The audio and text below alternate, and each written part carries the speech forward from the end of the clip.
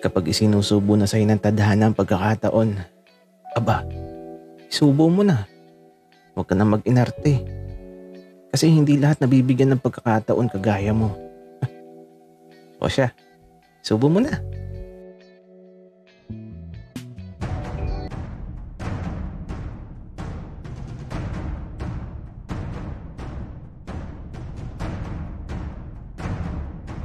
Kaibigan, huwag mong kalimutan mag-subscribe sa aming channel at huwag din kalimutan i-click ang notification bell at subscribe button. Subscribe na!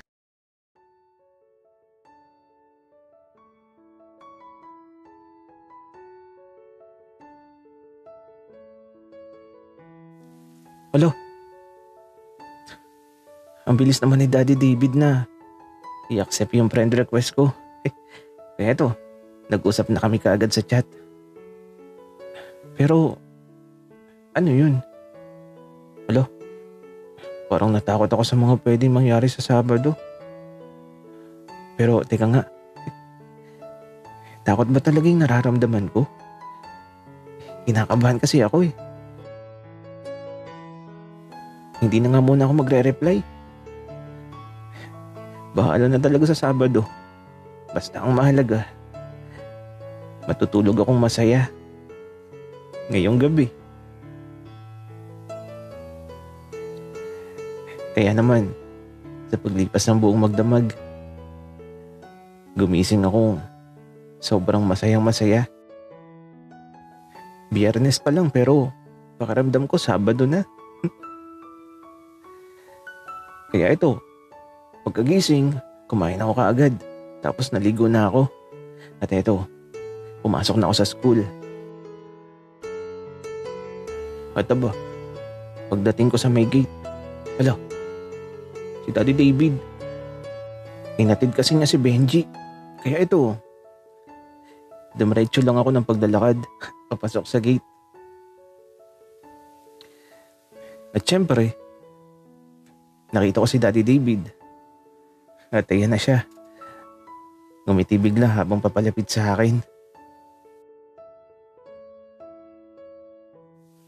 Aba, napaka-cute mo naman ngayong umaga, baby ko. Kamusta ka? Mukhang masarap ang tulog mo ah. Ngiting-ngiti ang mga mata mo eh. Hello? Baka may makarinig sa'yo, Daddy.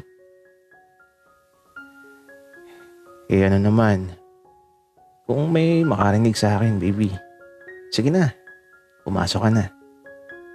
Bukas na ulit tayo magkita. Sige po. Wika ko naman tapos ito. Ngumiti na naman si Daddy na may kasamang kindat.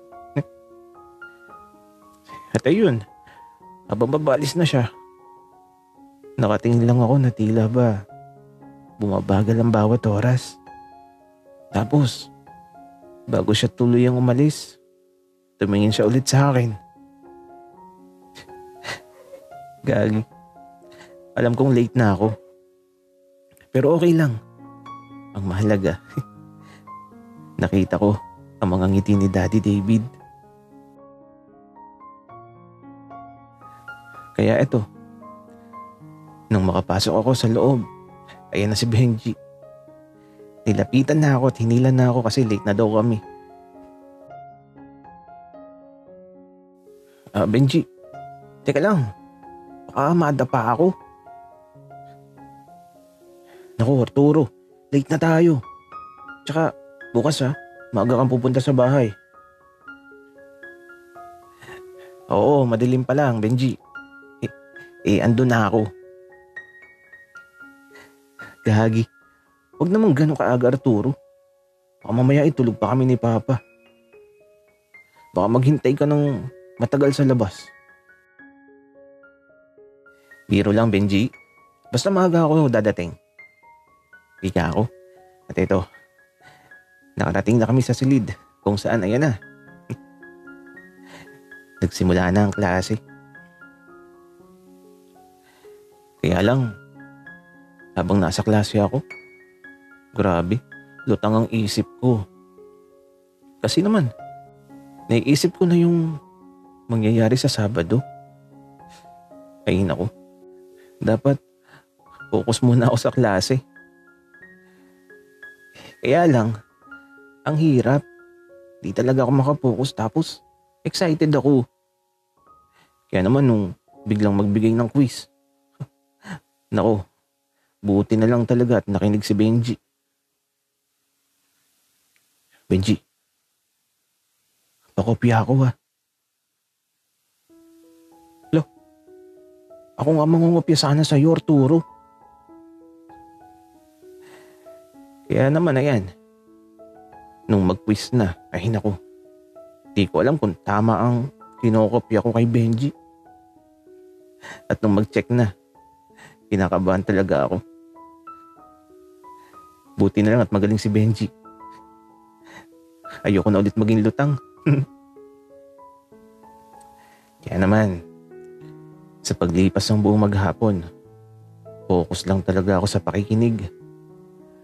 At nang uwian na, eto, diretso na kami ni Benji sa pag-uwi. Umuwi na siya sa kanila. Ako naman, diretso na sa bahay.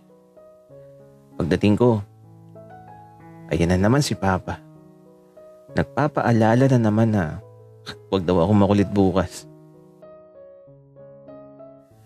At sa gabing to, bakit ganun? Kung kailang malapit na saka naman tila ba ang bagal ng oras at di ako makakatulog. Kaya ito, nakatingin lang ako sa orasan. Pinagmamasdan ko ang bawat pagpatak ng kamay ng oras. Pero sabi nila, kapag di ka daw dinadalaw ng antok, dapat daw magbilang ka ng tupa. Kaya naman, sinubukan ko magbilang ng tupa. Ipinikit ko mga mata ko at nag-isip lang ako ng tupa na eto. Binibilang ko sa isipan ko. Kaya lang, habang nagbibilang ako ng tupa, alo, nakita ko si Daddy David. Ayun siya. Nagdidilig ng bogambilya. Arturo,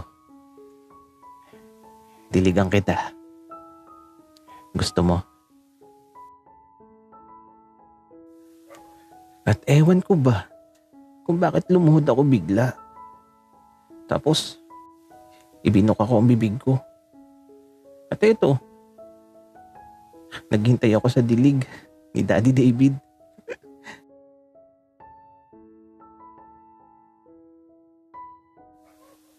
Arturo, uy, gising na. Tanghali na. Akala ko ba maaga kang pupunta? Gagi. Panaginip lang pala. Akala ko totoo kasi malapit na Madidiligan na ako kaya lang. Naputol bigla kasi si Benji. Eto, nasa silid ko. Inuuga ako.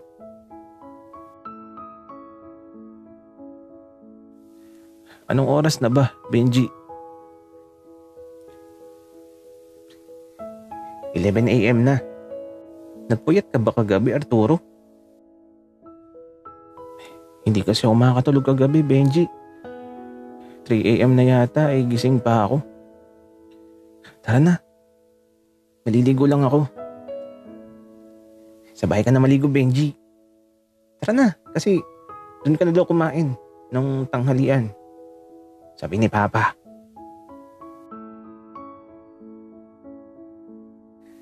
Napangiti na lang ako. Kasi naman, Sabado na nga pala. Parang maraming mangyayari ngayon pero sige lang. Kahit anong mangyari lalaban ako. Umanda ka na, Daddy David. Paparating na ako.